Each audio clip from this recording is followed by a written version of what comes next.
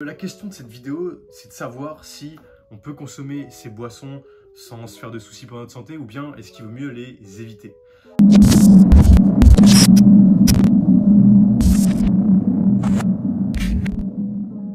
Salut à tous, bienvenue dans cette nouvelle vidéo. Aujourd'hui, on va parler des boissons light, boissons légers, zéro, comme vous voulez. Genre ça, du Coca zéro par exemple. Est-ce que ces boissons sont bonnes pour la santé? Est-ce que vous pouvez les consommer tous les jours sans vous soucier de l'impact sur votre organisme? Ou bien est-ce qu'il faut les éviter? C'est ce qu'on va voir dans cette vidéo. Donc, tout d'abord, quelle est la particularité de ces boissons light?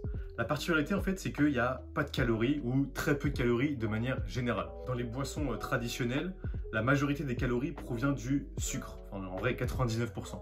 Donc par exemple, pour une canette de coca normale, on a environ 130 à 140 calories selon si c'est du coca normal, coca chéri, etc.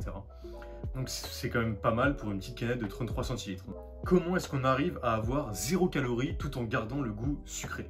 On va utiliser des édulcorants et aujourd'hui on va plus particulièrement parler de l'aspartame parce que c'est ce qu'il y a de plus fréquent dans les sodas allégés zéro. Donc l'aspartame c'est quoi? C'est une substance qui a un pouvoir sucrant 150 fois plus élevé que le sucre traditionnel.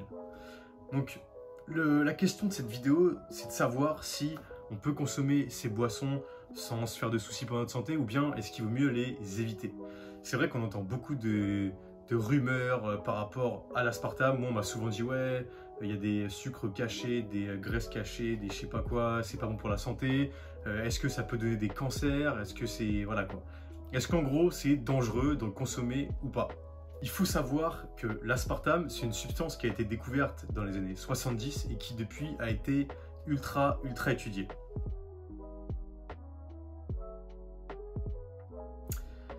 La conclusion de ces études, c'est que on peut consommer une dose quotidienne d'aspartame équivalente à 36 canettes de soda par jour.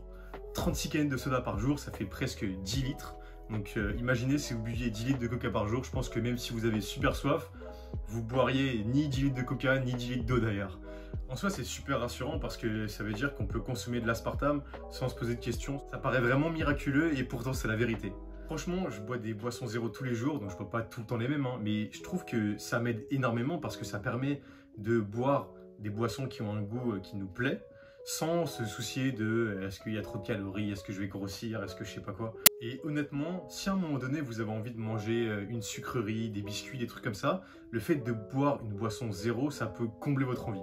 Une petite observation personnelle aussi concernant la consommation de sodas normaux comparée à la consommation de soda zéro, c'est que je trouve perso que par exemple, si je bois une canette de coca normale, donc un peu plus de 130 calories, non seulement ça va pas me rassasier malgré le fait que j'ingurgite des calories, mais bien souvent ça va carrément même stimuler mon appétit.